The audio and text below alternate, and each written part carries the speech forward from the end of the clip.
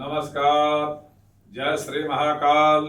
मैं पंडित शेष नारायण आचार्य आप सभी को स्वप्न विचार के विषय में चर्चा करने जा रहा हूं। जब किसी को स्वप्न आता है, अच्छा या बुरा आता है, तो मन में 108 क्वेश्चंस पैदा होते हैं और उस क्वेश्चंस को तलाशते हुए आदमी भ्रमित होता है।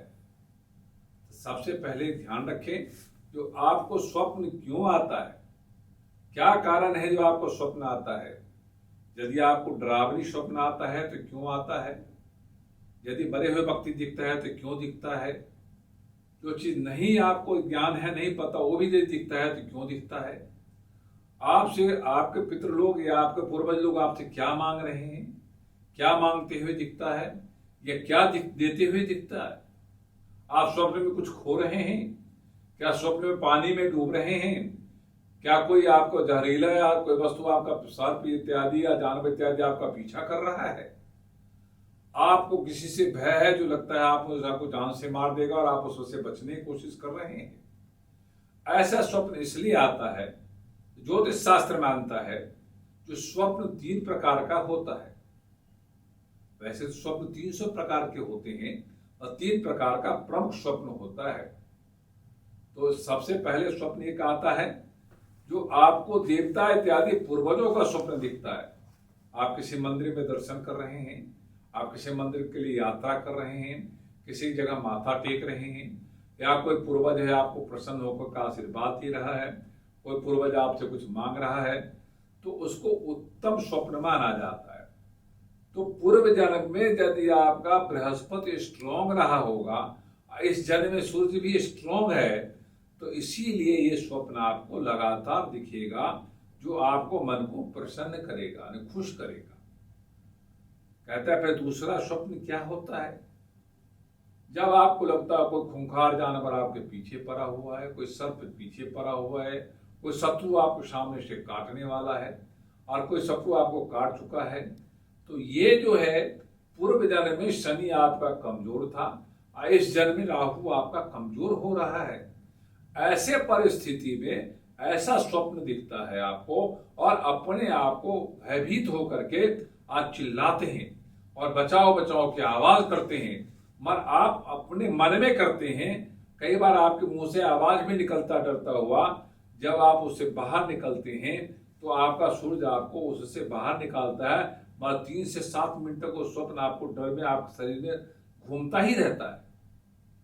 तीसरा स्वप्न ऐसा होता है जो आप देखते हैं, जो कोई व्यक्ति ऐसा है जो क्रूर है, जो आपको किसी न किसी आपको हो सकता है मैं मर जाऊंगा, मुझे ये रोग हो गया, मुझे सामने वाला कुछ मांग रहा है, मैं गरीब हो गया, तो इस तरह का दोष पूर्व जन्म का एक बृहस्पति, पूर्व जन्म में बृहस्पति और केतु कमजोर होता है।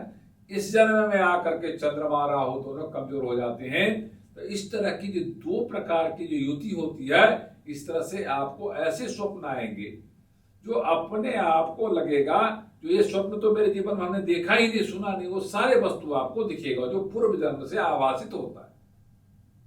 और जीवन में आपके जो मित्र हैं, जो आपके सहचर हैं, जो आपके माता पिता हैं, जो लोग जिंदा है, वो ज्यादा दिखते हैं।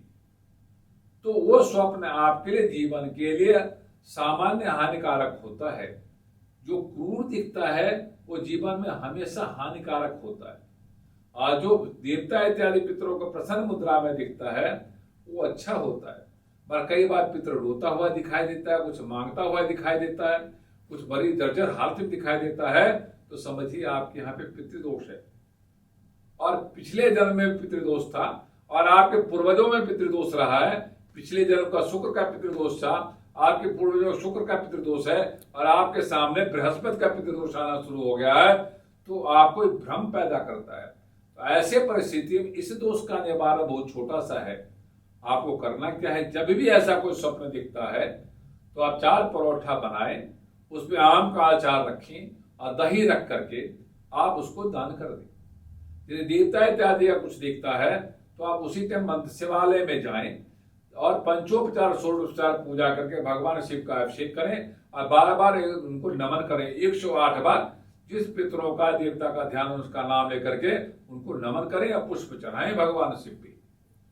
यदि आपको तीसरे प्रकार का कोई स्वप्न दिखता है जिसमें ग्रह आपको कमजोर हो रहा है, आपको परेशानियां बढ़ रही है, आपका शत्रु बढ़ रहा है, तो लाल पुष्प ले और साथ में फल ले और भगवान शिव पे चढ़ाएं और अपने अपने आप को हाथ में रखें। गायत्री मंत्र का पाठ करें, महामृत्युंजय मंत्र का पाठ करें, ओम नमः शिवाय मंत्र का पाठ करें।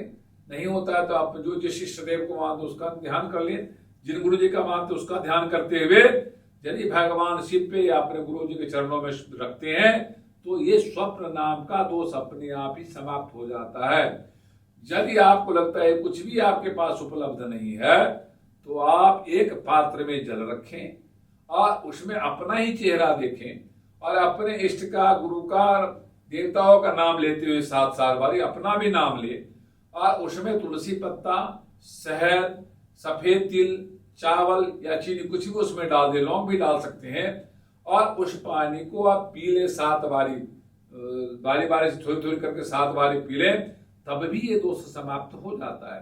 तो स्वप्न नाम का दोष आपको कई बार यदि इस दोष को यदि आप पूजा नहीं करते तो बार बार आपको रिपीट होता है, क्योंकि आपको कहता है इस दोष को निवारण करो। जो लोग निवारण नहीं करते हैं वो हमेशा स्वप्न नाम के दोष से परेशान होते हैं। यदि ये विधान आप करते हैं तो आप स्वप्न दोष से मुक्त हो जाएंगे। ये वीडियो यदि अच्छा लगा हो तो लाइक करना, सब्सक्राइब करना, शेयर करना ना भूलें। ओम शांति।